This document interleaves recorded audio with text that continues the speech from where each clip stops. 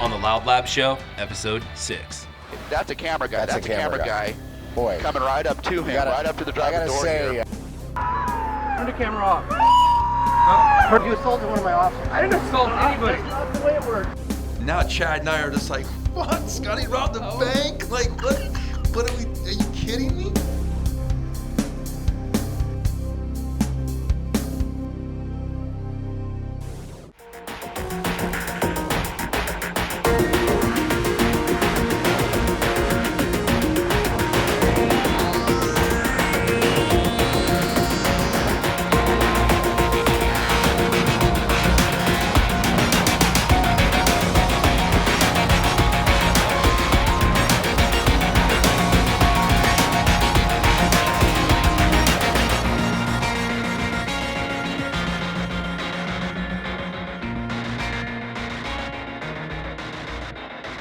Hello, and welcome to the LOUDLABS show, episode 6. Thank you for joining me. Thank you for joining us. Today's guest is us, the LOUDLABS crew. I am Scott Lane.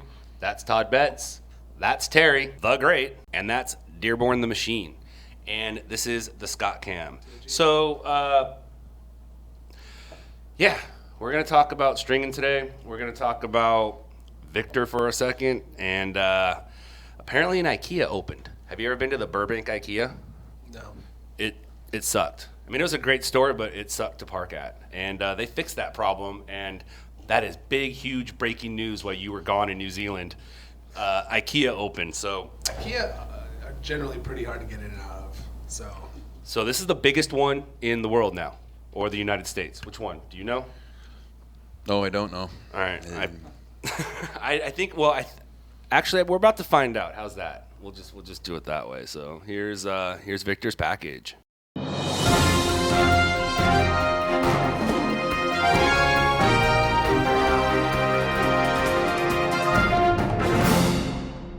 Hello, Scott. Well, the crowds are all gone, and you do not need to get in a line to go inside the largest IKEA in the country. But that wasn't the case on Wednesday when over 1,000 people lined up for the grand opening. Many hoping to get their hands on free giveaways. The first 26 people who waited since the day before were supposed to receive a free sofa. But just hours before the store opened, a scuffle happened when a group of people showed up around 6 a.m. saying they had reserved numbers. If you do not have that number, line up against the sidewalk and get out of the roadway. Well, IKEA decided to instead raffle those sofas and chairs. It feels great, dude. Oh my God, I am having a blast. And I grabbed the thingies from the people and I was handing them out and only giving them to people that would agree to clap them. Now, as I said, this is the largest IKEA in the country, twice the size as the old one. In fact, the restaurant can sit 600 people, more than 3 times as the old one. There are also 1,700 parking spaces, and now lots of new items are being sold here too. We also will now offer the full line of IKEA products. The previous store only had the limited offering, leather sofas that were not available at the old store, and a lot more parking spaces, a lot more convenient for our customers. Well, so many wonder if there will be traffic issues in the nearby neighborhoods, but we spoke to the mayor and he says that shouldn't be the case because of proximity to the freeway. Right now, because it's closer to the freeway, the on-ramps and off-ramps are a lot closer, so it's going to be easier. The shoppers are not going to have to drive through our community. Back here now, if you're wondering what's going to happen to the old IKEA complex, well, we've been told there are plans to turn it into new apartments. And by the way, if you have been to IKEA, you know you gotta try some of those sweetest meatballs. But Scott, there are new items that have been added to their menu, so might be something you want to try out next time. In Burbank, I'm Victor Park for LOUDLABS News. All right, well, thank you, Victor's package. Victor's package, it wasn't as well-rounded and it wasn't as nice as it usually is, but it was hard-hitting news there, Victor. Hard-hitting news. But they're going to turn it into apartment buildings, and that area is actually it's right next to downtown Burbank, and it's apartments make sense right there. An IKEA earlier did not make sense. So yeah, that's what we're talking about today, guys. IKEA. All the people in that apartment complex will go to IKEA now. It's like the best of both worlds. That does work. How long do you spend on working on your dick innuendo jokes? Like, how long do you spend on what you're going to say about that? That one just came up. I've been practicing the prior weeks before, but this week I haven't practiced at all. So that one was on the fly. Like I said, it wasn't. He's been lacking on his packages. The past 2 weeks he's kind of phoned it in. We talked about it. He knows better. He fucking covered IKEA. He just covered an IKEA opening. They do, and he did a good job on it. Yeah. I like it, but I want something that I just want something a little different. And the week before he did a good package on that, and now we're Victor bashing, but no, I'm liking Victor. The fly tie guy, I think.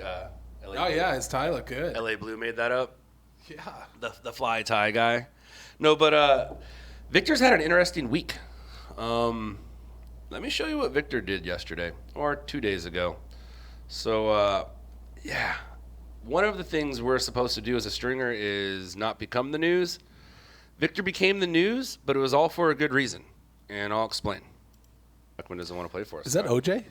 Right? Is that the white Bronco? Yeah. Al Calling's going, get in, Victor. You go with us. All right, so thank you, KTLA, for this footage, and this was a pursuit that was going on a couple days ago. Time and time again, even along the 101 stretch of the freeway as we were heading into the West Valley. So again, a tactic employed by this guy. He just wants to make sure, it seems. So this guy drove up to an officer and said, "I have a gun," and then drove away from the officer. And that's how this pursuit started. So he would start, stop. It was a very boring pursuit. Time is on the hand. Time is on the side of course, of the police department here. So he is inching forward, just kind of walking forward, eastbound on Sherman Way, coming up to Coldwater. People still love pursuits. Kind of see what he does. He accelerates just a little bit over towards the intersection. He's coming up on a red light here, and at least 3 layers of cars in front of him. And he's going to move over to the right. There's still going to be a couple of cars in front of him here. Let's see what he does.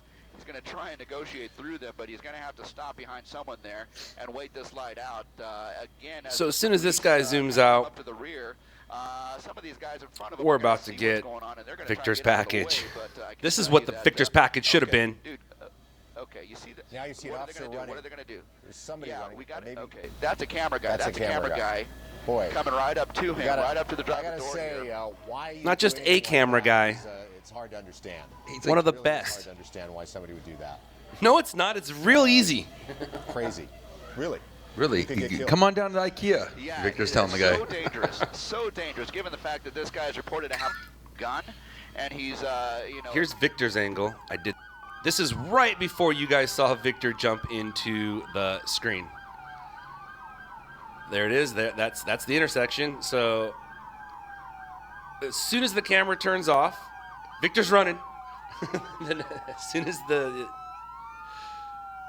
you're now looking at him, and then here it is. He gave him the bird.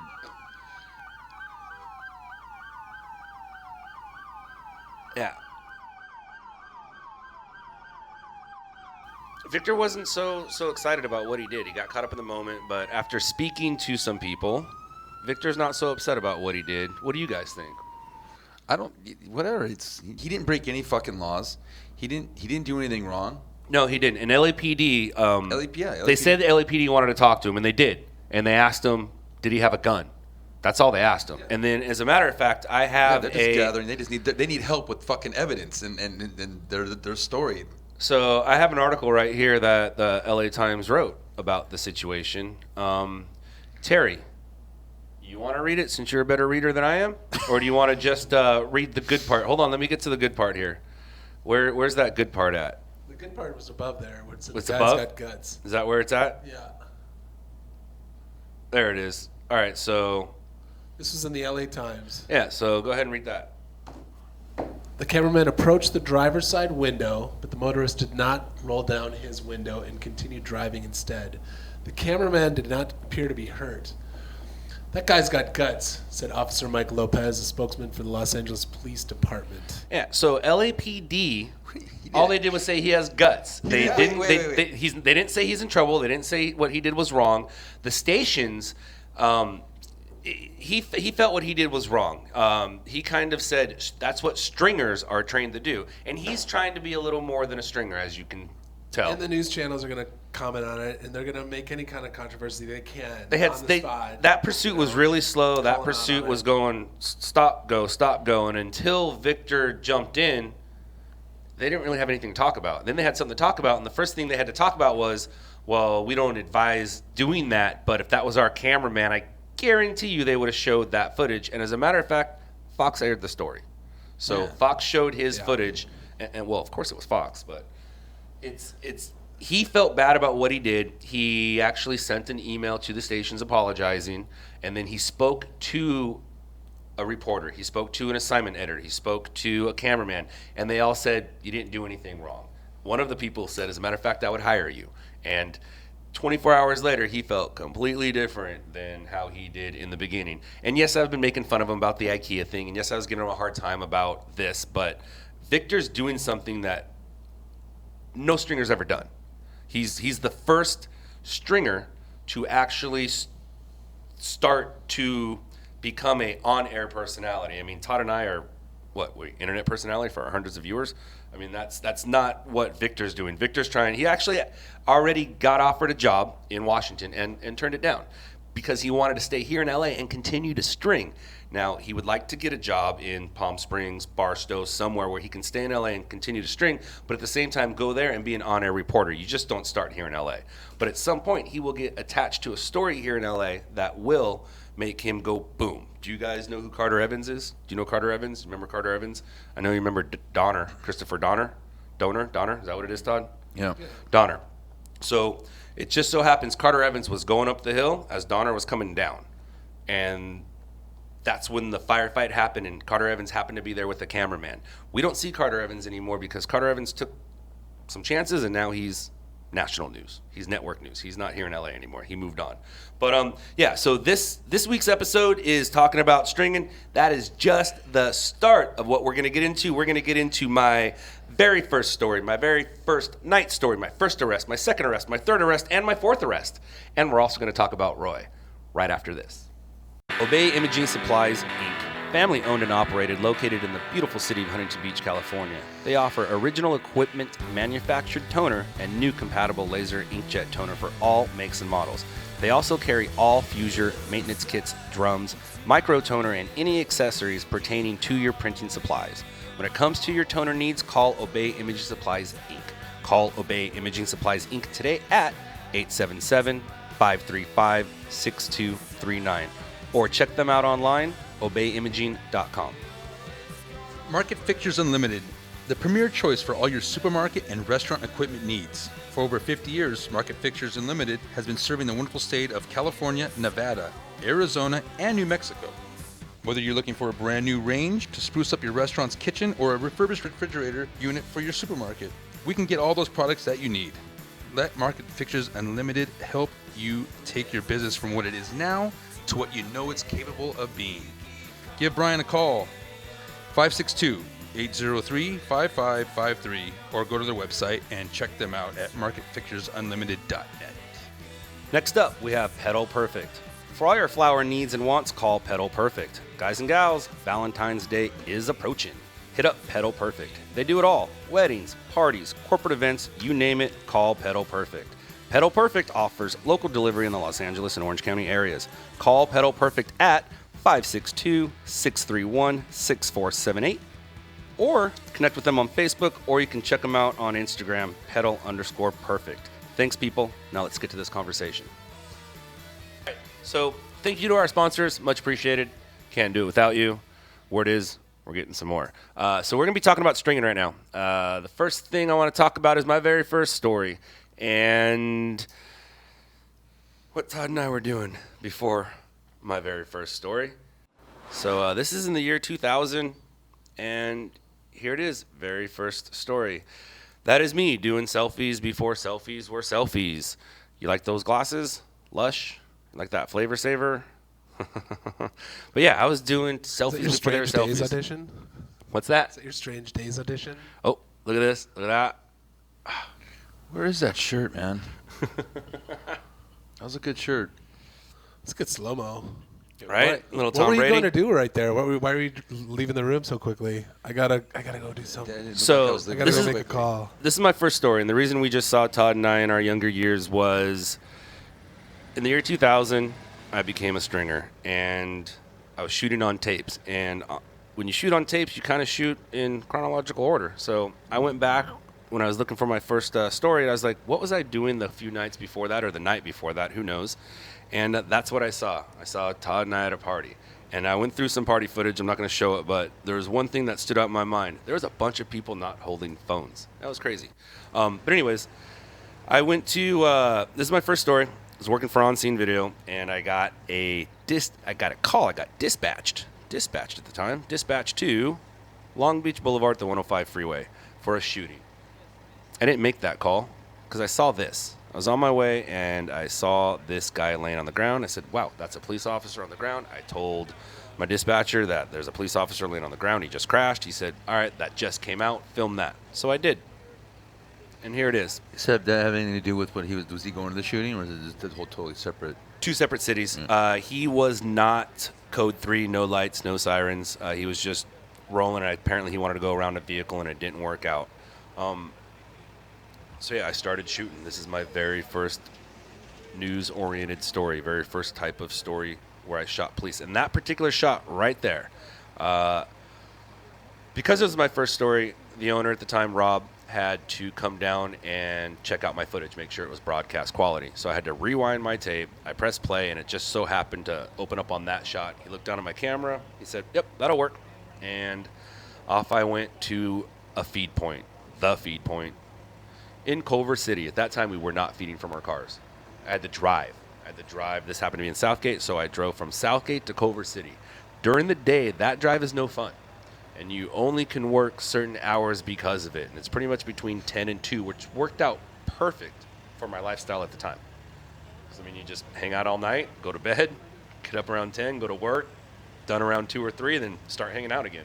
So it worked out, and yeah. Rob came down and checked out my footage, and so he's on his way here now as I'm still filming this, and yeah, officer down. My very first call was a 999. Were you nervous at all? Like, did you Absolutely. think the cops are like gonna say, "Get the fuck out of here"? Or I was holding a camera long enough to know that if I'm allowed to be there, I'm going to take advantage of it. And as soon as I saw they weren't doing anything, I took advantage of it. So I just felt like I'm allowed to be here. Because, yeah, no, you do have that feeling at first. Like, am I supposed to be here? Am I allowed to be here? How come they're not doing anything? Because a lot of places you go, they're like, get that camera out of here. Yeah. This particular place, they especially just with let me do what I'm doing. another fallen police officer. Yeah. That's kind of a big deal. Like, Yeah, sometimes they're not really cool with all that shit, you know, Yeah. cameras and gawkers and Yeah. whatnot. I mean, when it's an officer down, they're pretty protective of like crowd control and shit usually. Yeah, it all falls on them. He wasn't hurt that bad. I'm pretty sure well, I take that back. Look at that. He got clipped. Look at that old fire engine. Steve would trip out. So, sorry, that was 2000? This was April 4th, 2017. That'll be my anniversary. This was April 4th, 2000. Well, look, even mustaches were different. Yeah, so this was almost 17 years ago. And that was the day that I became a professional cameraman. It was What was it that enticed you the most? I mean, you had already been like using cameras, and what was it that enticed you to keep, someone was going to pay me for it. 17 years, the payment. Someone was going to pay me to use my camera. Because at that point, I had cameras. I've been playing with them. I had my XL1, and I started getting offers to do the usuals, weddings, porn, parties, stupid shit like that. And that's not, I wasn't into it. I got the camera so I can film my friends. And then it so happened to one night I was filming my friends. I was at a club, and somebody came up to me and said, are you interested in doing some other stuff with that camera? And 4 people came up to me that night. Source Magazine and some club people. And I'm not into shooting the club stuff. I'm just into shooting my friends. But what he said was interesting because it was on Channel 2 or 4 or ABC or Fox or NBC. And those were numbers and letters that made sense in my head. Like, hey, that's a little more than just doing this or that. I mean, even though it's independent, it's still you're playing with the big dogs. And to have my footage, and at that particular point, I'd had footage on ESPN, on Discovery, because my buddy Kurt Osborne did a wheelie across America, Guinness Book World Record holder for 2 records, an 11-hour nonstop wheelie, and a wheelie from California to Orlando. I filmed that trip, and my footage went all over the place. So I was able to talk my mom into getting me a camera for Christmas, and I got that camera for Christmas. No particular reason what I was going to do with it. No idea. I just know that I liked filming my friends, and they were doing cool shit at the time. But when I had an opportunity to be on some networks and get paid for it, I was like, I want to listen to you. I want to hear what you have to say. So I had a meeting with Rob, who's actually on his way down here right now. But that was like gnarly. I mean, this isn't just like filming your friends, like out partying. This is like everyday, real world, like violent, blood, accidents, like pretty intense. Yes, but I think because of the background that I came from, filming my friends doing the stuff that they did, this was just a walk in the park. Like, it was a walk in the park. It wasn't that big of a transition.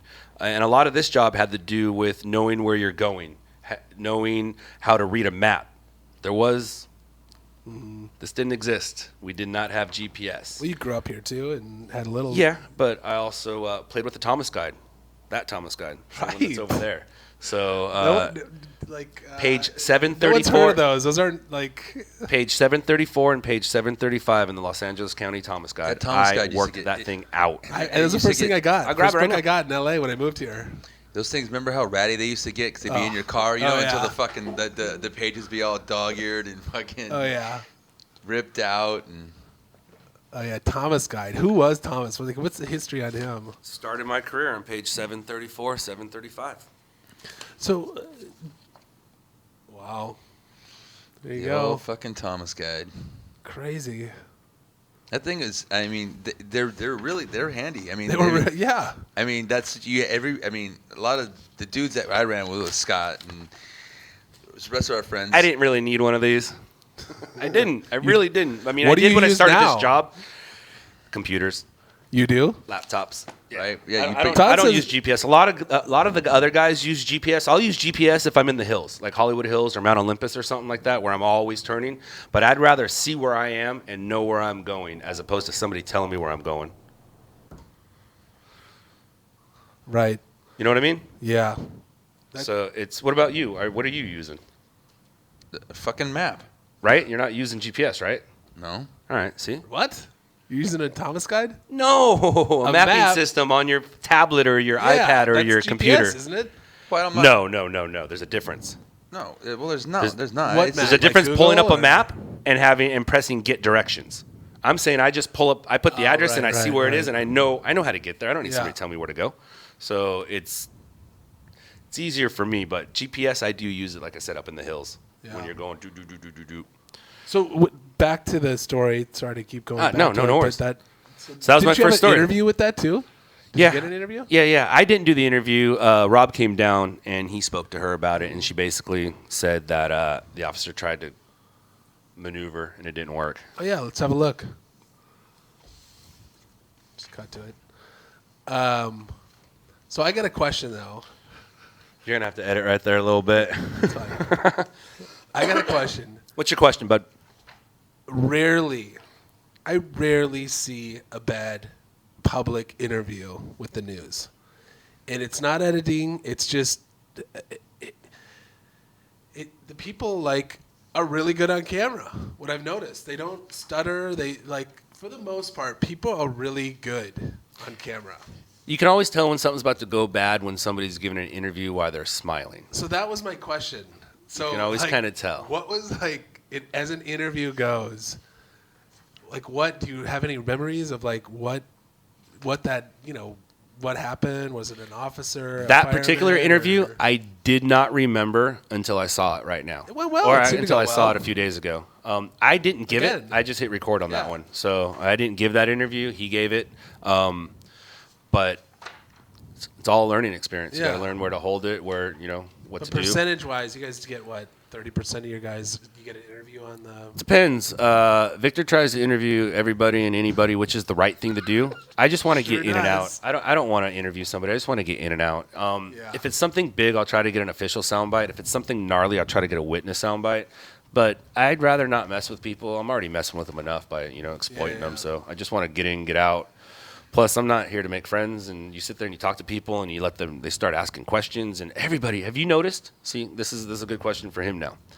Nobody talks to you when your camera's next to your side, but as soon as you hit record, everybody wants to fucking talk to you. Dude, Isn't it weird? 2 nights ago, I was out shooting fog at the LA Live, and there's security because the Grammys are going on down there. So this dude was sitting out up in front of like cones and shit, and I set up my tripod. I'm sitting there, and he's like, he's as close as you are, and he's just standing there. And as soon as I hit record, he'd be like, "Hey, man, can I ask you a question?" And I'm like, "Hang on a minute." And I hit the fucking thing off. I'm like, "What's up?" He goes, "Can I see some credentials? Like, what are you doing down here?" And I'm like, "What, fuck you." I'm like, "Yeah, you can see some credentials." He goes, "Oh, I just want to know because, the Grammys are here and everything." So I'm like, "All right, no problem." I'd set up a different angle and I hit record and be like, "Hey, man, is that a Canon camera? Like, what are you shooting on?" And I'd be like, "Dude." It never fails. 17 years in, and you can show up to the scene. You can just sit there and look around for 5 minutes. But as soon as you go, click, hey, what's going on here? Yeah. It's like, and then you're the asshole because you don't answer. Right. No, you do that. You sit there and you look at your monitor and you look at him and like you look back, you're counting off how many seconds to be quiet, and he just like, "Well, fuck, what's your problem, dude?" I'm like, "Click, nothing, dude." Like, what's up? Yeah. What do you want to know? I don't know. I just got here too, dude. I mean, Yeah. Yeah. No, so give me a list of your questions. Write them down, and then I'll, Yeah, everybody wants to talk to you as you're rolling. But do the news stations, they ask you, like, okay, do you have. Sometimes they ask, yeah. Interview ABC, their new thing is, do you have sound? And what's funny is you can tell when things start to change.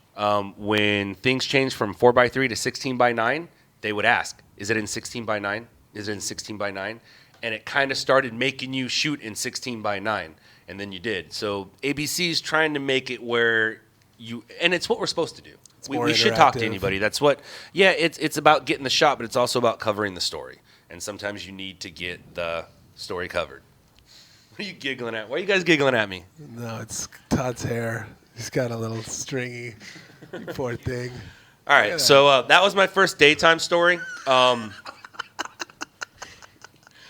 was my first daytime story. And pretty much between the year 2000, we'll even say April 4th, 2000 and September 9th. No, September 11th. Yeah. September 11th, 2001. That's where everything changed. What? Did everything change? Everything changed. Okay. 9/11 changed things. So I was working during the day, and it was pretty much just a job for me. It was a job. It fit into my schedule perfect. And then 9/11 happened, and that changed everything. So you love it. So 9/11 changed everything. It did change the news. Your world news was now the very first thing you saw. If you wanted to watch your world news at the time, you're watching ABC World News or Peter Jennings, or you're watching it at 6:30, or you're watching it at CNN. You're not watching it at your 4 o'clock, 5 o'clock, 10 o'clock local news. You're watching local news until 9/11. Then everything was, your daytime news was no longer what was going on in your city. It was all about New York, and then it became the war. And so 2 weeks in, I stopped being a stringer. As soon as 9/11 happened, daytime news didn't have room for shit. The stuff that I did. There was no more room for, who cared about the shooting, the pursuit, the car crash. Nobody cared. About 2 weeks later, I saw a logo on TV. They started caring again, but the daytime news didn't care. The nighttime news cared, or the morning news cared, because they started showing you what happened while you were sleeping. And so I was like, oh, I think I got a job at Chili's. I think I went and got a job at Chili's, went through training, worked for a day or two, saw that. Olive Garden. No, Olive Garden is what I was doing before. You think you remember. Yeah, no, I remember. Such great food. I remember. I was working at the Olive Garden before I started stringing, but once 9/11 happened, then I was like, oh, I'm not a cameraman anymore. What do? I'm going to go serve food. So I went through Chili's training, and then I saw a logo on TV, and I said, So at that time, I was working with On Scene. I said, how do I do this at night?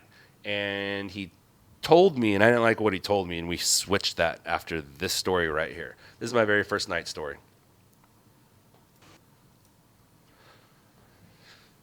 It's going to be a liquor store owner shot a suspect. And my camera wasn't the best camera for nighttime, and it was my first night story, and I wasn't used to shooting normal at night. Anytime I shot at night, didn't have to look good because I'm shooting these guys having a great time. So, Are you down on the harbor? Where are you at? No, this is I think on Anaheim or PCH, over in East Long Beach. I mean, they had that fucking we sell bait store in the sign in the window. It's like, Yeah, no, I think it was off a PCH. There's a soundbite at the end. That one I did I did that one. But yeah, this was a liquor store owner shooting. It's my very first night story. And so the generation before me, they were, or the nighttime stringers were still dropping tape to the networks. They would drive to every station. So at that point, they would call a station and ask them, are you interested in this story? Because if you're not interested, I'm not driving it to you. Oh, right. And everything I did up until that point was go to the feed point, and then I would just tell them where it was available. I'd call all the stations and say, this is where the footage is available. You can grab it from this time. And then I'd call them back. I go, I'm running late because of traffic. So the footage is going to come in at this time. So you'd get a 15-minute window for the telco loop. And this particular story, I made tapes and dropped them to every station because I'm not accustomed to asking the stations if they want it. I'm accustomed to, here it is. So I drove to all the stations. And the following day, I said, I'm never doing that again. And I told the stations, I'm going to feed to you. And they said, well, we can't get a feed until 4:15 in the morning. I said, well, then you're going to get my footage at 4:15 in the morning. So I just went that night and just got 3 or 4 stories. So do you have to pay for each of those feeds and hope that they buy one? I or? didn't.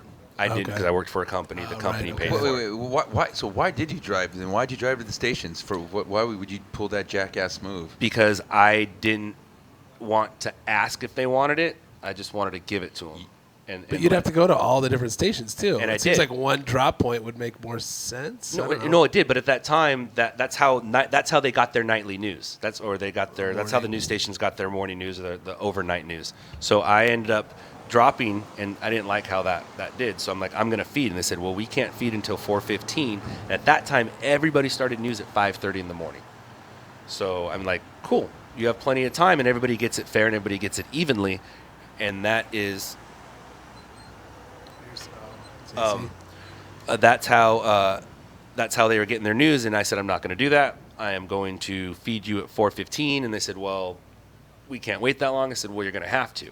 So what I was able to do for that week or two, what I figured out was, while my competition is the people that I saw in the news that led me back into the game, they were driving, and I was still collecting. And then at 4:15, I would have 3 stories to their 1 story.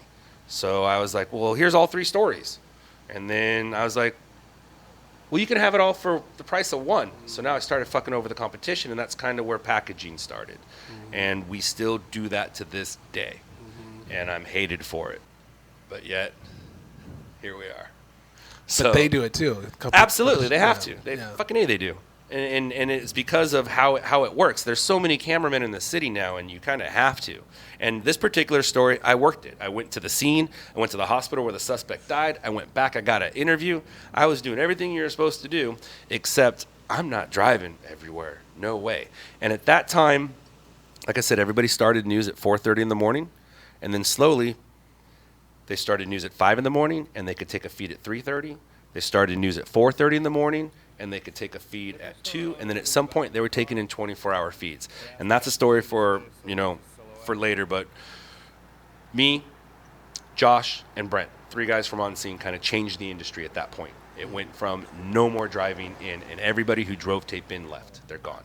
And On Scene video at that time. Why were they driving? Okay, so what I'm saying is, if there's a faster way or just a one drop point where you do it Pack TV, why would everybody else spend the time driving to Channel 7, Channel 4, Channel 5? Because the technology was still new, and Rob from On Scene was smart enough to figure it out, and that's what he was doing during the day. Yeah, that's what they knew too. That's what That's all he did. they knew. They didn't that's know what any he better. did during the day, and the nighttime guys weren't weren't doing it. They weren't thinking it. They were going what they knew, and that's what they've known for the past 10, 15 years. So they went with what worked for them, not knowing new technology. And you got to also understand, like for me, I'm technologically challenged. I'm 42. Freaking 5-year-old I saw the other day working an iPad, working a phone, and then working a computer. I shit my pants. It was crazy. So I can imagine if you're that age and new technology, how it doesn't work, and it's kind of how it went. So that was my very first night story.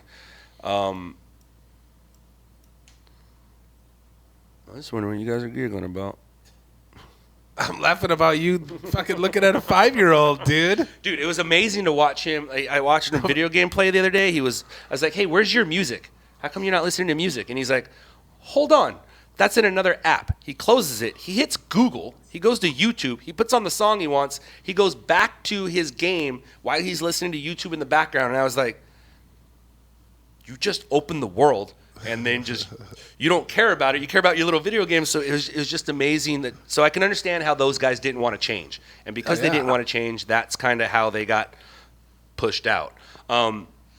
But that's back to what I'm asking you. So that's what I'm saying. So they were spending the time driving one story to all the news stations instead of going to PAC TV to do a feed of all stories. Slowly but surely, some stringers started to go to PAC TV. Other stringers that were working as a team would still meet up, make their tapes, and then they would each. You get channel 7 through here, and you get channel 2 through here, and you go here because all the Fox and 34 were always the last on the list because it was West LA and. I guess the airport, where everybody else was in Burbank and Hollywood. Mm-hmm. So it was really easy to drop off. You just do kind of one little figure eight, and you got everybody. And then you're like, 11 and 34, do you want this or not? Because I'm not driving all the way to the west side for that. So slowly people started using the feed, but not everybody did. And then, like I said, Brent, Josh, and myself just started just flooding the market with footage. And these guys were like, what do we do? And then, people eventually get out of the game, age, who knows? Yeah. There's reasons why people get out, but at that point, Josh, Brent, and I started changing the game and how nighttime or overnight news was brought in. And we changed it to where they started taking in a 24-hour feed. And then it changed from driving to the feed point to we just feed it in our computers to the feed point. And then it changed to where we just feed from our computers, and that's where we are today. And we're going to change it soon, hopefully. Yay. And so what happens when you are a stringer, you sometimes get in trouble because you are going to where all the cops are. And cops have badges and they have handcuffs and they don't like cameras. And so here's my first arrest.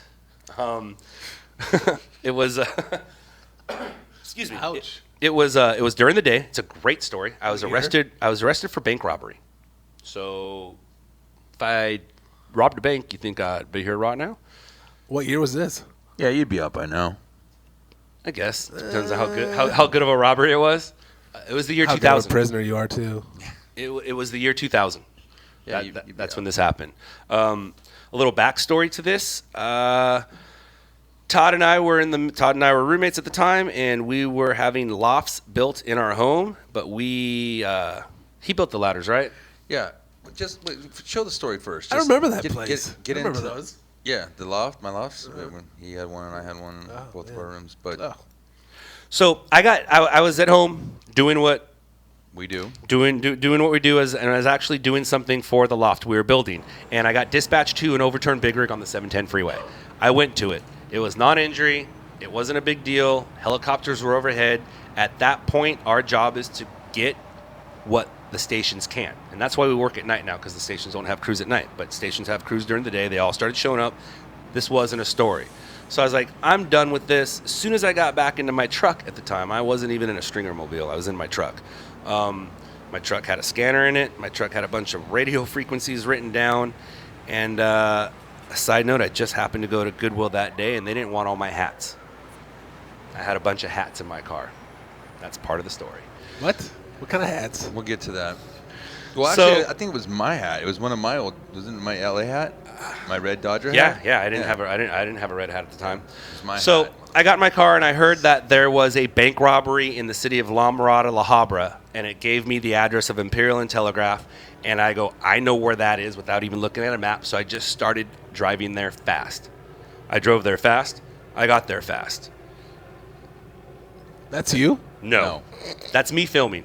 So now at this point, I am filming this bank robbery and suspects possibly being taken into custody, and there is the backpack used in the robbery. So I continue to record. There's another shot, I believe, of the backpack, which will lead me to what I was doing at the lofts or with the construction zone that I had in my backyard or at my house at the time.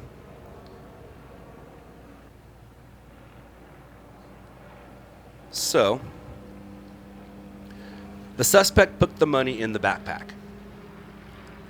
The teller gave the suspect die pack money. Die pack broke on the suspect. There's the red die. Well, I happened to be that day in my backyard staining a ladder for our new lofts. My ladder was red. Todd did his natural. Yeah. Good choice. Yeah, right. No, Scott's ladder looked really good. We'll put a shot of that in here later, but I'll send one to you. Yeah. So Scotty had he had red stain remnants and shit on his hands from the day. So and on my shoes. And on his So I continue to film this bank robbery, thinking it's a story because there was a bank that was robbed and they're looking for suspects. And at some point, they start to lock down the parking lot and start checking every single vehicle, the trunk, the back seat, everything. And this is after what, 2 years of you doing this? No, man, this is my first year. Yeah. Yeah, it's during the day. This is still the year 2000. This is the year 2000. Still shooting. Still shooting. Still shooting. Sir, can you please leave, helicopter sir? overhead. And we're letting it roll in real time. I didn't cut it or anything. This is how long everything took. Same with all the earlier stories we showed. That was all real time shooting. Walking up to cops, whispering slowly into the mouth, 9/11's gonna change everything. Yeah, at this point, 9/11 hadn't happened yet. We're still in the year 2000. So scenes. all these guys have now they have now blocked off all the entrances and have. You're parked inside this parking lot as well, in right? my truck, not my Stringer Mobile at the time. In my truck that has a police scanner in it. It has police scanner frequencies written on paper with my chicken scratch writing and multiple hats. Oh, did I mention that the suspect was wearing a red hat? Yeah, so the suspect was wearing a red hat. Scott had I know you went to the Goodwill day, but that was my Dodger red hat that I had. It was under your seat or something, right? I had all my hats. Yeah, I didn't want the dozen hats that were dirty, and I didn't want them anymore. So I figured I'd give them to Goodwill. Goodwill didn't want them either. So they were in my truck, and they weren't taken out when I went to the big rig crash. So now they're bottlenecking everything. They're starting to get information. By now, I don't know that they're thinking me. I have no idea that they're thinking me. But after I look at the footage and stuff, I'm starting to think that somebody saw. So I'm talking to dispatch going, this is slowing down. There's nothing going on. They're just checking cars. I'm going to go home. No, you're not. There's guns drawn out everywhere. They're checking every single person's ID. They're checking trunks. They're checking everything for the suspect who they think is possibly still there.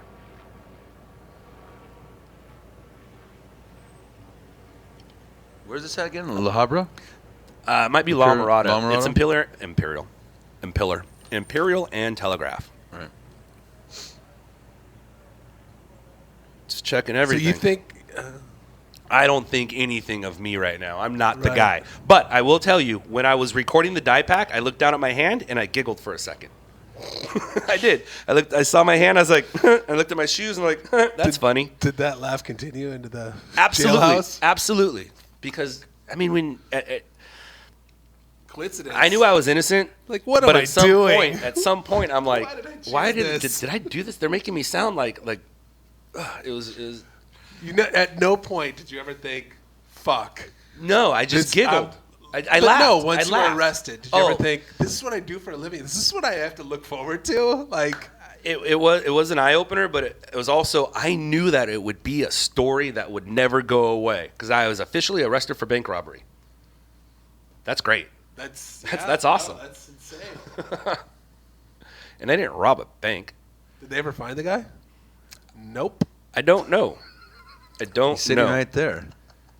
So I'm about to leave, and because the video is going to come up short here, I'm about to leave, and as I'm leaving, I hand them my ID. And as soon as I hand them my ID, I get 9 guns pulled in my face that say, "Get out of the car."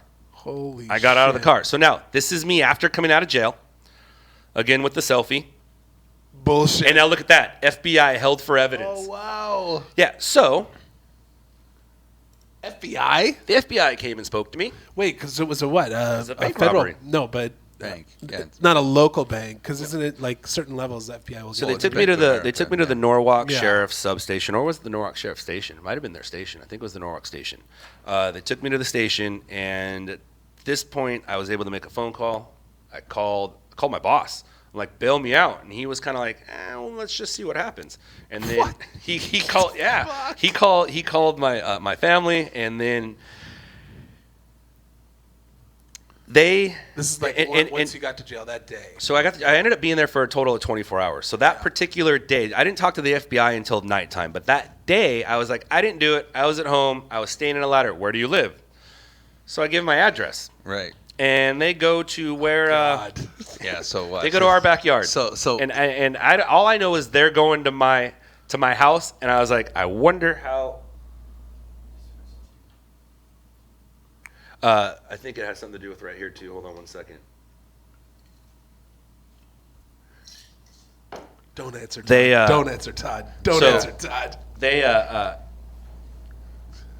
I wipe off I start to wipe off the dye. I'm like, look, it comes off my shoe. Like, stop. They took off my shoes, took pictures, and then they were like, so why did you do it? I'm like, I didn't. So I told them my story, and they're like, well, you got there too fast. I'm like, well, that's my job, because I said I was at 710 in Alondra, and I got there and said, that's too fast. I was staining a ladder. Where's this ladder? At my house. Where the stain's at? The address on that license. So now I'm sitting in jail knowing that the police department, the sheriff's department, and I hear the FBI. I haven't spoken to the FBI yet, but I hear the FBI is involved on their way to my house. Where I live, okay? Where I live too. Yeah. So and Chad's there too, living there, and so I am in the backyard. At the time we just had a fence built. We lived.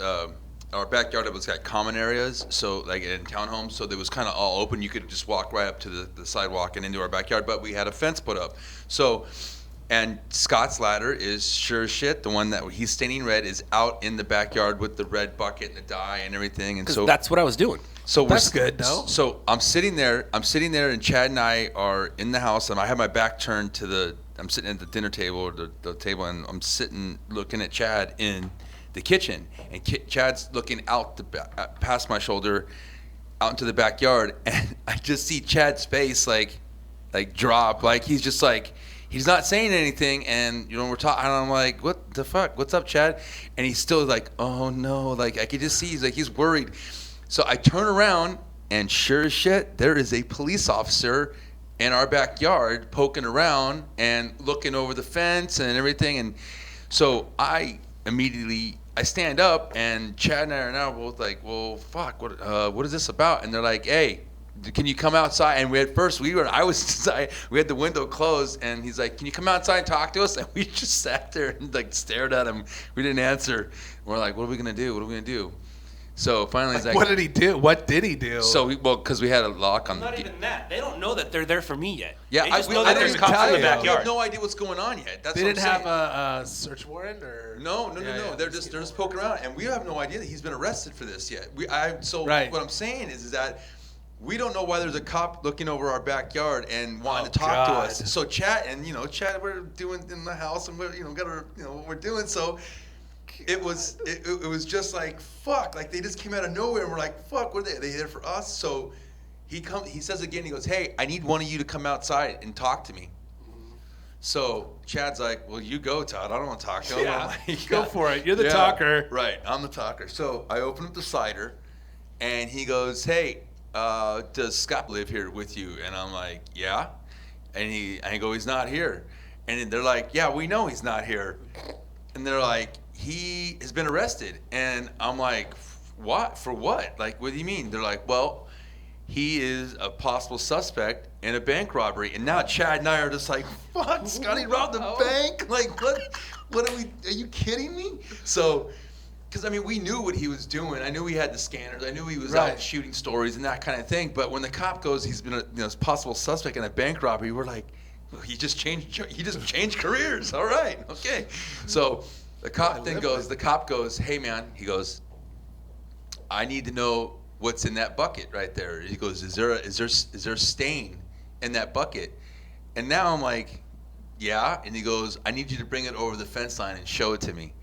So I'm like, all right, fuck. So and Chad's still scared. He's still in the house just waiting. He's like, you go talk to him. I bet you're just kind of intrigued at this point. Well, Wow, I mean, did he really rob a bank? Yeah, that's what I'm saying. So I was like, Did you think at any point, like when he asked you that, did you think it was like a die pack involved? Well, like, not at first, but so not until after the cop leaves, and then me and Chatty start talking about what this all possibly be about. Because you got to understand too, like Scott was saying earlier, now that there's no news feed, like nothing's like breaking news like that. So we weren't seeing anything on the news happening, like bank currently being robbed or anything like that. So I take the bucket over. You couldn't upload it. Right, you had to drive it. Cinematica. Right.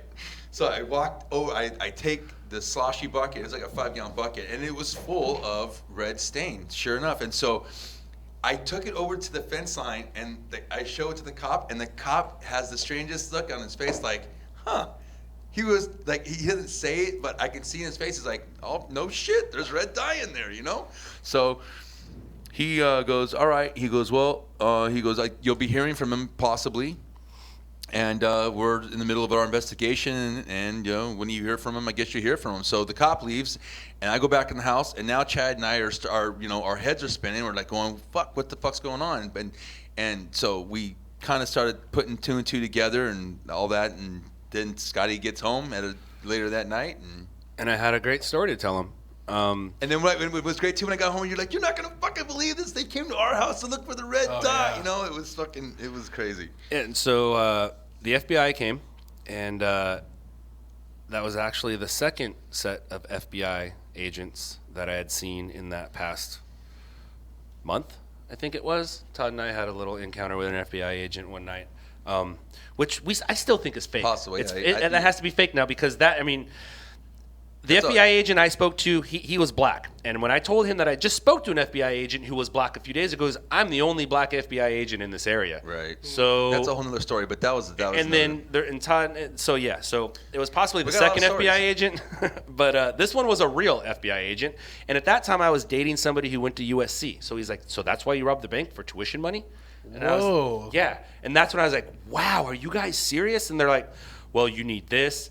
What do you need money for? And they went all kinds of routes, not just that route. They went all kinds of routes. And at some point, they're like, we have money with fingerprints on it. And that's when I was like, fuck, cool, we're done. Then go run those fingerprints. Well, not only that, didn't they have cameras? I mean, the suspect looked like you. Yeah, with the red hat. With the red, yeah, and then I had a car that had a scanner in it with radio frequencies. I had to them, it all added up to me being the suspect, but I wasn't the suspect. And look at it too. Like, look, I mean, there was a lot of circumstantial evidence that really was bank robbery. Suspect has the dye pack blue. You the just scanners. started stringing. No, not even just started stringing. Don't even look at that. Look at the suspect was wearing a red hat. I had a red hat. The suspect had dye pack broke on him. I had a dye pack. And then I just happened to have some of the looks. I had a scanner in my car, and I wasn't, like I said, in my string mobile vehicle. It was like having a scanner in Scott's truck. It's like been featured in tons of movies Yeah, and like stories. Heat, you go back to the crime, you're an automatic suspect. Right? Yeah, so you go back. That's my out. Is I'm gonna film it for the news now, and so that was my first arrest. I didn't need a lawyer for that. Charges were dropped. Wow. And then there's my second arrest. So my second arrest took place after 9/11.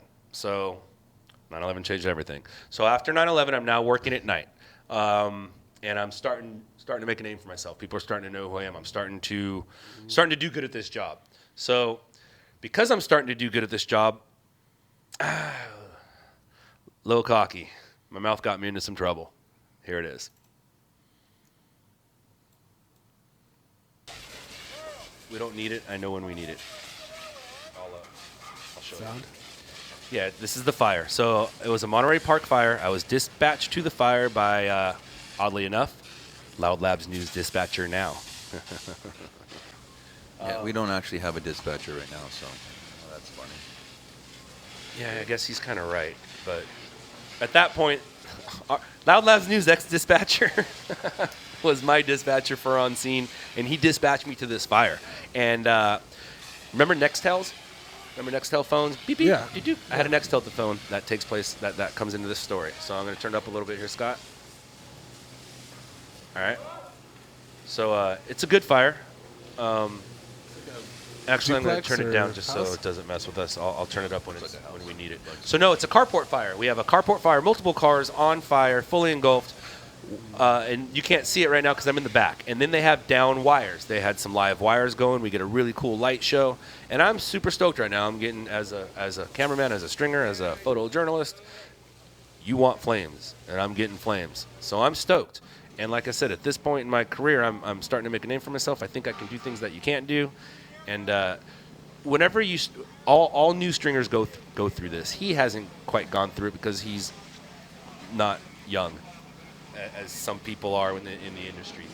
You start to feel you have rights, and you think those rights exist. They don't. So here's me thinking I had rights. I'm gonna tell you one more time, and I'm gonna arrest you. Move back here. Excuse me? Get back here. I'm telling you, get back there. No! You put up the yellow tape. Listen to me, sir. Get back. Get back. Get back. Dude, you guys are fucking kidding me. Get back. No!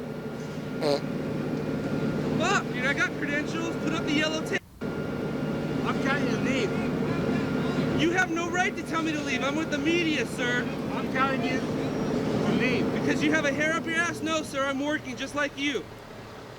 And everything's being You hear the recorded. click? Did you hear the click? That was click. That's the click. That was There's click. no yellow tape here. Under arrest.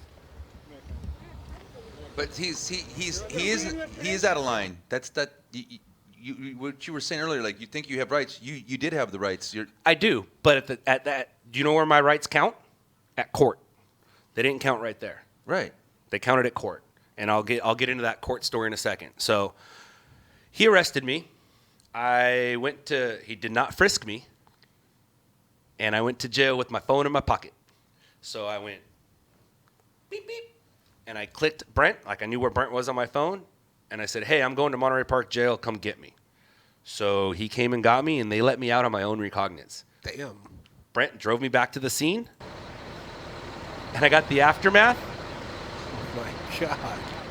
I got the aftermath. I got a soundbite, and I got all the hits on TV. So it kind of worked out. The problem was I went to court with no lawyer, and the prosecutor said, "Oh, the fine's $100." And the charge was Penal Code 148, which is obstruction of justice. And I said, $100? Cool. I did it. I pled, paid the fine, called my boss, and he goes, "You shouldn't have done that. If you ever get in trouble again, you now have a prior." So I was like, shit. And I didn't know any better. I mean, I always say anything I was arrested for before the year 2000, that was me growing up. Anything after the year 2000, Right. it's been work related. And at that point, I was like, oh, $100, no big deal. But like he said, if I had a lawyer who knew my rights, I could probably have gotten that dropped. It was my smart mouth that got me in the handcuffs. Right. And because I was put in the handcuffs, I went to court. And you could still have that expunged off your record. I don't know if I can. No, you can. You just because you didn't have an attorney, the charges were dropped $100. You weren't. The charges weren't dropped. I pled guilty to obstruction of justice. Right. Okay, yeah. Because so my lawyer wasn't there, so he said it's a $100 fine if you plead guilty, and I was like, here you go, thinking that it's not going to come to haunt me later. And that was my second arrest. So here's my third arrest where it comes to haunt me later. Damn. So my third arrest, I'm not as hippity hop. I'm gonna need sound on this one.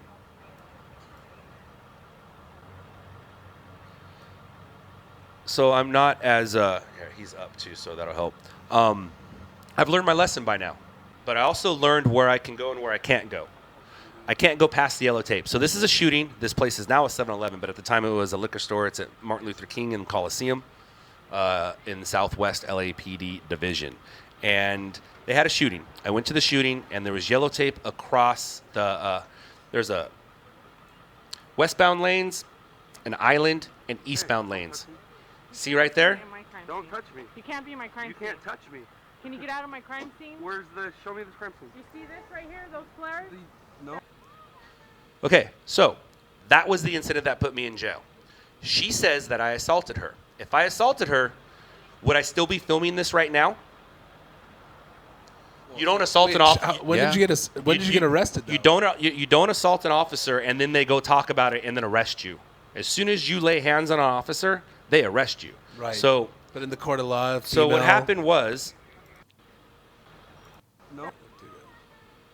So I'm filming, and she comes up and starts to push me, and I'm rolling right now, and I have a light on. See the reflectiveness? Don't touch me. You can't be in my crime scene. You can't touch me. Can you get out of my crime scene? Show me the crime scene. You see this right here, those flares? No. Okay, so my light was on right now, and that's going to come in later in the story. So I continue to film the scene. And are you standing behind tape? I'm standing on the island where there is no tape. Okay. And also where the public is, where family members Right. go. And what happened was there was yellow tape on that went across the eastbound lanes, and then it stopped at the island, so I walked on the island. Right. And Okay. that's where all these people That's what I'm started saying. coming You haven't crossing the yellow tape, and you're not. I went around it, but I didn't go under it, Yeah. and I didn't go. Whatever it was blocking, I stayed behind, behind it and around it. So I continue to record the scene, and I can skip to the good part coming up right here. But between now and the good part, there's at least 3 or 4 minutes of footage, and like I said, if you were to lay hands on an officer, are they going to go talk about it, or are they going to arrest you right then and there? I don't know which one it is. There's 2 females in this video. I don't know which one it is, and I'm glad I don't. But it was one of these. It was one of the female officers. So what happens is, family members show up. They're starting to get emotional, and then this happens.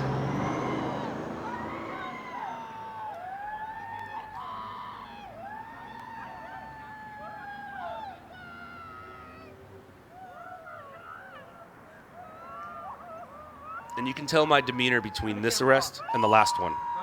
You assaulted one of my officers. I didn't assault anybody. That's not the way it works. Okay, but I didn't assault anybody. I never All right, touched well, you. that's not what I'm hearing from the officer. Ma'am, did I touch you? You know what? You shoved me when I told you to get out of my crime scene. I never shoved. Okay, so she says I shoved her. If I shoved her, would that 5 minutes have lapsed between the time I shoved her? So this is the first time that I found out that officers lie. Well, that I believed it, that it happened to me. Like, you hear stories, you hear things, but this is the first time that it happened to me. So I was arrested for obstruction of justice. I was arrested for assault on a police officer. I was arrested for, I forgot what the third one was. Felony? Yeah. So now it's time to lawyer up. So I got a lawyer. I explained to the lawyer that I told him the story. I said, she pushed me, I never pushed her. That particular week, the week before that, there was an incident with me and a male officer where he walked into my light and I didn't block it or turn it off, so it blinded him. I scooted back, and as soon as he turned, he almost turned into an oncoming car because he was kind of blind for a second. So I heard him tell her that story, that one of these stringers did this and blinded me, blah, blah, blah. When I got their police report, it was in the police report that I blinded her with my camera when I pushed her and assaulted her. So you can see in my video, light follows lens. At no point do you see her. No. And all I did was go like this. Hey, you can't touch me. You can't touch me. And she didn't like that, and she didn't like that I said I can be here. And so she went and told her commander. Her commander came, and they arrested me. So I gave that footage and the police report to my lawyer. My lawyer went to the prosecutors, laid everything out. All charges dropped.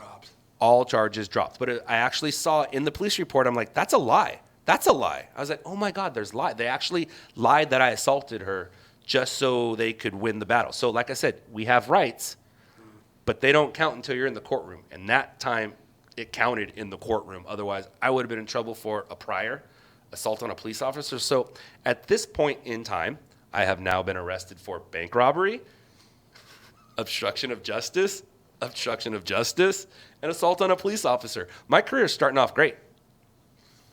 Yeah, this is after what, 3 years? This one is probably, maybe 3 years in, 4 years in. And then there was the fourth one. Wait, what? The I thought fourth there was one. only 2. I was shocked by the No. third. Yeah, the fourth one, I am not allowed to show that footage because of it took place in the harbor, government property. It took place behind the gates, and we're not allowed to show footage behind the gates. We have a buddy who works behind the gates, and when he comes and talks to us for our conversation, we can't show footage behind the gates. So my fourth one, and this one is impersonating a fireman. This is trespassing on government property. I forgot what the other one was. So there's a call in the harbor that a crane operator has died in a crane. His crane fell over and he died. So I see a fire engine go through a gate. I roll up to the gate.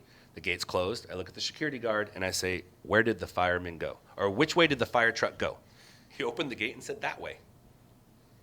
And I remember Just let you in. I remember looking at a Strict camera. security. But at this point, I'm also in a Crown Victoria. So I pulled up and I said, I'm not in my truck at the time. I'm in a stringer mobile. And so, where did the fireman go? And he goes, that way. Opened the gate and I went in. And like I said, I remember looking at a camera. So I went in, put on my press jacket, which is my brush jacket. It's fireman looking jacket, but it says press on it. It's a brush jacket. It has reflective stuff. It's official looking. So I do all my footage. I take my jacket off. I put it in the trunk. A white security truck with an orange light comes and starts asking me questions. Not port security. I mean, he's not even port security. He was a supervisor at the scene. Wasn't a cop. Wasn't a dude with a harbor patrol. Wasn't a dude with a badge. Just a dude with a fucking orange light on his car. And he's like, what are you doing here? I go, recording the scene. Are you with the fire department? No. I'm with the media.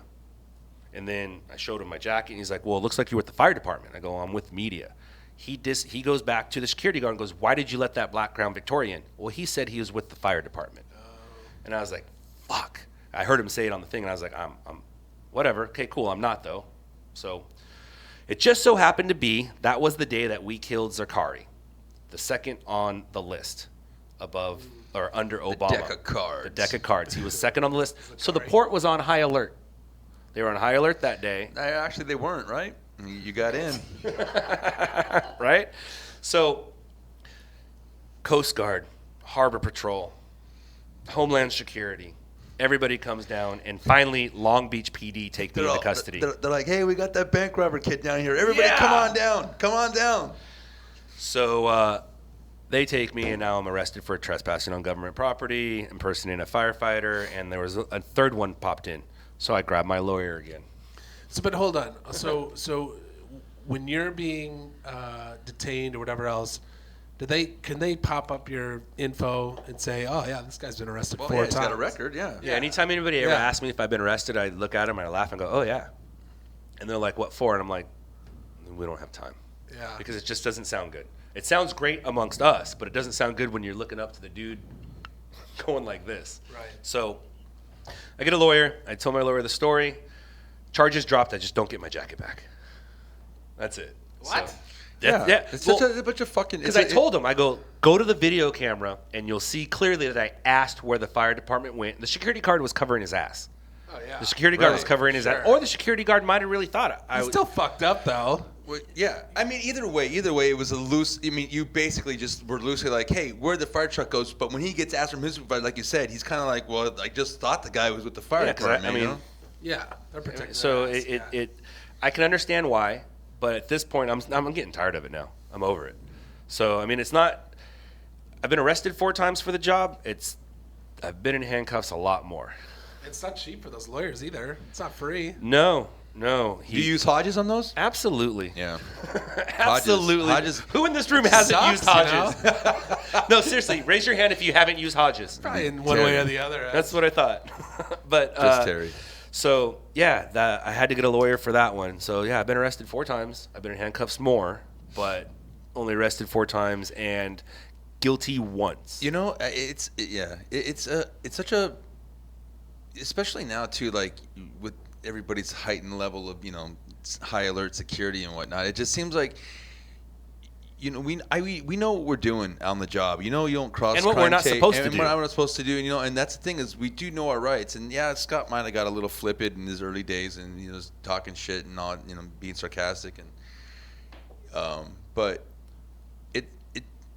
it's like it's hard to be out there and not get caught up. Like you don't want to be like what they say, right, Scott? Stay small, so you don't even have to fucking talk to these guys. You don't want to talk to them because what happens is you end up getting in that confrontation, and then you definitely you're not doing anything wrong, but then what happens is they get the stick up their ass and they're like, no, man, I'm the one with the badge. I'm the law, and then you get confrontational because you're like, fuck, I just want to do one more shot. I just need one more shot and I'm out of here. And most times it's the shot you need, so the money shot, whatever you want to call it. So, and then they're talking to you, and then you're in your confrontation with them, and just like I said, it just escalates, and then in his case, it's escalated to him being arrested 4 times. I thought when Steve Miller brought it up, he said, some of it's attitude and some of it's just everything falls on their shoulders at the end of the day. It doesn't fall on the fireman. It doesn't fall on the EMT. It falls on It falls on the police. And I get that, but at the same time, it's like if they would just listen to if we could, I get what you're saying. You got a problem with me, but if you just listen to what I'm saying to you real quick and realize that I'll get off the freeway in one more shot, just can you be cool and can you let me do what the law allows? Yeah, exactly. And then when they puff up and get that big chest and then I'm like, fuck you, dude. Like it just turns into a big fuck you. I mean, the last thing I want to do is make their job harder. I don't want to. But you got to think. I feel like it is, but I don't want to. Like he said, stay small. And you try to stay small, but then all of a sudden it starts to become into... Yeah, some scenes we need, it's like you got to boogie around and you got to get this angle, especially if competition still up. So, we're out there working the scene trying to get it. And the more we are, jumping fences and moving around cars, then we become more of the like, hey, what are these guys doing? But it's a lot different from when the motorcycle accident with the police. It's like you had pretty much free range, and now there's so many more of you guys out there. You guys are almost on way more scenes. Yeah, code 20 on scene. Code 20 southwest corner. Yeah. Code 20 behind you. It's making their job, to be aware of even more things, but I can't imagine. So a lot has changed between the bank robbery and about a year ago. Would you say 9/11 changed everything?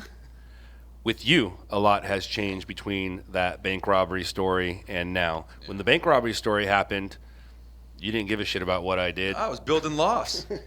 Yeah, but now then your opinion was, oh my God, it's a crazy story. But now as a news cameraman, you have a different opinion on it. And so how long you been doing this? Too long. 2 years. 2 years? So, and how long did we train together? I don't know, like 2 weeks, 3 weeks, something like that. What happened? That's it? Todd told me some crazy stories. Wait, when you guys hold were on. training. That was it? It was just 2-3 weeks? No, it was longer than that. Maybe not, because he already knew. He'd watched me for the 15 years before. I was in your car for fucking 3 weeks, maybe. Yeah, because usually, Mike was in there for like 6 weeks. Everybody else is in there for a few weeks, but he had already pretty much seen it and known it. I've been on ride-alongs with you. I know what the fuck he'd been editing my footage for the past, so he kind of knew what it was, but she just needed to see what the deal was. So one of the most interesting stories, if not the interesting stories. Oh, it's hands down the most. I mean, it was this is crazy. This is crazy. Then that's what happened. That was one angle. Here's the other. You guys were together. Yeah. And here's the raw, and he's training. So Scott and I, this is right next down to LA USC Medical Center. It's it's right across the street, right? Yeah, it's diagonal. We're on State, yeah. Boyle or Marengo. Yeah. I think it's Marengo. So this call comes out that this dude is climbing the towers, like the telephone pole towers, and so Scott and I jam over there, and we were tower. Yeah, the power line tower. So I remember, that little area right there too. Like, we kind of got into like the parking lot of the hospital, and he's like, "Shit, we're going the wrong way." So we double back around, and as we double back around, we come up on the street, and we're like, "Holy shit! This is before the airbags are out. This is before they got any of that stuff going yet." But there's police officers. They got the whole street blocked off, and they got what do you call it? They're just with their mag lights, and this dude, sure enough, is climbing up and down like King Kong up and down the tower. So Scott parks, and we kind of get out and set up, and he then realizes, I think, didn't I move the car to? Yeah, I didn't think it was that big of a deal, but they sent the airbags, and I'm like, you know what? Let's go look at it. I mean, it could be visual, and when we got there, it's like, oh my God. It's visual. Yeah. No, so when we got there, like they were just pulling the airbags out. Scott hey man, he goes, go move the car and put the dash cam as our wide on this in the background. And Scott and I are, from where the vantage point you're looking at right now, we were in a parking lot, the Yum Yum Donuts was there, and it was like 2:00 in the morning. It was early morning, so donut shop was open. It was perfect. So Scotty sets up the tripod.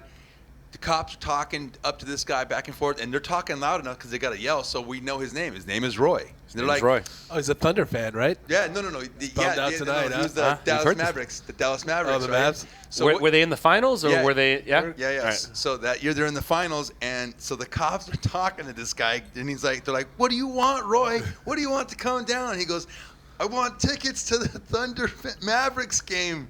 And they're like, all right, Roy, well, we can work something out. You know, you want tickets to the NBA Finals? That's we're the LAPD, man. We can make that happen. So Scott and I are now, clocks keep tight, And you can't overshoot your stories. I mean, unless you plan on editing. You want to make all your stories short, but with something like this, you don't know what's going to happen, so you kind of keep it rolling. This is 40 minutes. This total thing is it's like 40, 45 minutes. We're not watching the we're-minute version, though. Yeah. We're probably watching the 20-minute version. He's still climbing, though. Yeah. Oh, no. That's high. So he comes in the time that we're there, Scott and I watch this guy up and down 3 different times, at least 3 different times. And he's got to the point, at one point where he was probably like 15, 20 feet from a police officer being able to touch him or grab him, or like where they thought he was really going to come down. And faked him out. Yeah, and then right enough, then he goes right back up. And so that then causes them to get the airbags out. They blow the airbags out. Meanwhile, I've gone to the Yum Yum Donuts now twice to get like a croissant. I got coffee. And I'm like, wow, Scott, this is going to be something else. And I think actually, too, Scott and I were just like, man, what the fuck? This is not going anywhere, because what's happening also is that you get caught up on a story like this, and then you're missing, structure fires. You're missing vehicle versus ped. Real news, because most of the time this guy's going to crawl down and story's over, and it's a non-story. And it's a non-story anyway because the news never shows jumpers. They don't throw suicide jumpers on the news at all. So. But like I said, Scott, we're training and we're there, and this is kind of interesting to him and I both because we're just like, what the fuck is this guy going to do? I'd rather shoot a visual story any day than shoot a non-visual story that has big news behind it. I'd rather shoot something visual, and this to me was visual, and he was training, and it's like that's high. That's gonna say that is not a normal. No, that's high. Electric it's pole. A power pole like line. 3 Yeah, times it's 150 size. easy. I mean, he's high. It's no joke. And like I said. We were sitting there, and it's funny, like we were saying earlier, it's like, Scott was like, the minute you hit record, someone wants to talk to you. So I'd have to, like, Scott would be like, hey, I'm going to hit record for a little bit. So Scott's on and off on the camera because, like you said, you don't. I just noticed the Ninja Turtles. I never noticed that before. The hat? What? Yeah, his hat. Yeah. So Roy gets to the point where he gets up to that middle rung there, and by now, too, there's a small crowd. The people at the donut shop are like, hey, has Roy come down yet? I'm like, no. I would go back in and out and checking on him, and people would be like, what's going on out there with Roy now? And so there's, like I said, there's a lot of firemen. There's the police, and there's people on the street now, and people, USC medical students. There's all kinds of stuff. And even I was now running back across the street because there's a parking lot at an elevated terrace. And Scott's like, go run over there and see if we can get if there's a better angle looking from that angle, So I ran back, and it was like, I think you got the good spot where you're at, Scott. So we were sitting there for about 45 minutes when Roy finally decides to, I don't know if he just got tired or what, but he ends up swinging his feet over to, where he sits, if you're sitting, on a swing, and he hold on, I'll get to it. Yeah, he oh my God, that's so awesome. Right? Look at that shot. So good, man.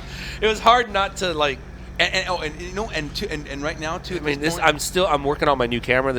I have a new camera at this time, and I'm learning that I'm loving it after watching this at this particular point. And what's going on in my head now too is I have not, since I'm training, I've seen horrible footage from Scotty throughout the whole years, like since he's been doing this. Like, he's like gotten like babies that have been shot, people, the drive-bys, burns, all that stuff. So when he would come home on nights, he'd come over to the house where I used to live next door, where I used to live with him. So he would just show it to me when I was at the house, and then like, so I haven't seen anything really horrific yet, like in front of my face happen yet. So it's gonna happen right now. It's gonna happen quick, and it just so happened. All right, so this guy's up here for. I mean, I might record 40 minutes, but we were there for, an hour or two, if not around that time. But so you don't want to miss it. And that's why I had to move the other car with the dash cam. So the dash cam continually rolled. It just stayed on. And for this particular moment, I happened to hit record. And as soon as I hit record, so he swings his feet over. It's going to be out here still. Yeah, it happened quick. But anyway, so Scott, you turn the camera on and off to try to make. Yeah. So here it is. Like, look, I hit record, and within a second of hitting record, boom, and he hits the sign, and then he goes down. No, he hit the traffic light. And he missed the traffic light. He hit the corner of the airbag. The corner of the airbag. And this is kind of the sad part. You got LAPD He's on fire. laughing. You got a lot of flack for that on our. That's YouTube him on site. fire. Yeah, that's Roy on fire. Yeah, that's Roy's him. on fire. On fire. He just lit himself like a Christmas tree. You didn't see that? He survived. Yeah. No. So USC is right across the street. They throw him in the RA in the ambulance, and they didn't even turn the lights on. They just drove right across the street and dumped him in. But we found out that he survived. He survived that. I don't know how he's doing now, but at the point that the news showed the footage, he had survived. So that's Roy. Yeah, it was so, like I said, and but to this point, I haven't seen anything really crazy yet. And then after, is he conscious? I can't imagine so. I don't know. Yeah. I mean, and if he's alive, he's just alive on adrenaline. I mean, fuck, dude. Yeah, there he goes. Bye, there goes Roy. So until now, I haven't really seen anything happen in front of my face that's been like holy shit moments yet. So they when Scotty saw that and we saw it, well, we were just like, I cannot believe that just happened. And for me, I was kind of like,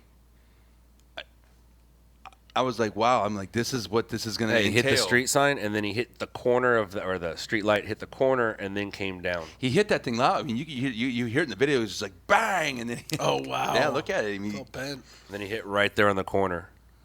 So I mean, who knows what broke? And then if you want to hear what happened. Sure, Captain Rick Godinez, Godinez, LA City Fire Department. Where are we? What happened? Well, we're here in Boyle Heights. We got called to assist the police department with an individual up on a power pole. As we arrived on scene, we saw an individual up on a high tension wire, which is 66,000 volts. In preparation for him possibly falling, hopefully we were able to negotiate, talk him down, but he wasn't going to do that. We deployed our airbags. And during the course of the incident, he reached for the high tension wires and wound up falling. He is alive. We were able to have resources on scene along with paramedic ambulance and got him transported to a local facility. Fortunately, he landed on the airbag and he's still alive, so we're hoping for the best. Can you talk about how high it was? And I don't really want to talk about that he was on fire. I mean, I just did right now so people can confirm that, but can you talk about that how high it was, that he landed on the bag, he was on fire, and you guys did transport? Yeah, at one point he climbed to the top of the power pole, which is a little over 100 feet. LAPD officers were talking. All right, so that was Roy. So that was crazy. I got a question, because this has come up a lot in the news and with a lot of mentally unstable, people on scene that are, people call in and say, do they have? I mean, these police are trained to talk them down and like literally. Yeah, they have negotiators, and negotiator definitely showed up. Negotiator was the one giving tickets, or was that a sergeant? No, first? I think those were just. I don't know if the negotiator actually showed up for this yet. I think it was just sergeants working the call and trying to get Roy to come down. Gotcha. So not only are the negotiators specific to that, but there's actually Well, police when officers they, that are but the trained sergeants, to- they have to, as soon as they get there, they see that they get this Ninja Turtle climbing up and down these fucking power lines. They got to do something to get them off. But like, the officer just, the fire chief captain just said, it's, how well, I mean, okay, because you're putting the airbags out, you still have to, what are you going to do to get this guy down? I mean, if he didn't help them get himself down, what the, could have just stayed there. So I'm Right. saying, like, what the fuck are you going to do? This guy's up on the tower. Obviously, at some point, they probably put the big ladder truck and try to get someone close enough to him to either, like, help him down from that area on the ladder truck or grab him or coax him back into something. But at some point, it's like, what the fuck are you going to do, Roy? A lot of people were commenting on the YouTube page about why didn't they just turn the power off? And, well, there's a hospital right next door that needs that power. So they were going to shut the hospital down for... And that's they were going to shut the whole block down, the whole grid for Roy. For Roy, yeah, they're not going to do that anyway. It's like this is, I mean, that's what I'm saying. When you watch him grab that line, it's like, what the fuck is wrong with you? Like, what are you doing? Because you see him look at it, and he just he's like eyeing it, and he just goes, he goes out. His common sense didn't have him jump off. Right. When what were he you climbed doing? those, Are you gonna so he climb? didn't he wasn't are you gonna jump? trying to harm himself, but I just don't think he was thinking, or who knows what was going through his. I'd like to have Roy on the show. We'd have, I agree. That would be great. That would be great to get So Roy. there's been some actually really good comments on there. Roy still gets comments. Yeah. That was what? How long ago? 2 years. 2 years ago. So Yeah. I mean, Roy still gets comments daily. So then after this particular story, then we did have that one that was really like the Cal Berkeley soccer kid that got. So that in my training, there was a kid that came up disappeared from was it Cal State? He was from Berkeley. He was maybe missing, Berkeley, and but we didn't put two and two together. Somebody else figured it out for us. This particular night, and he'd been missing he hadn't come home from a Thursday night bus trip with his friends or classmates down to USC, but so it was by the time we get to the story, it is the weekend. So this kid had got lost. He was at a party. I guess he had been drinking a little bit of alcohol, and he said, I think that people were chasing him or someone was like hunting him down or whatever. I thought he had told his friends that he wanted to go to the beach. And some, That's what I'd read, but from what happens is he says he gets lost and he doesn't know what he's doing. But you're like, and this is all hearsay from his friends because obviously he can't say what happened. Right.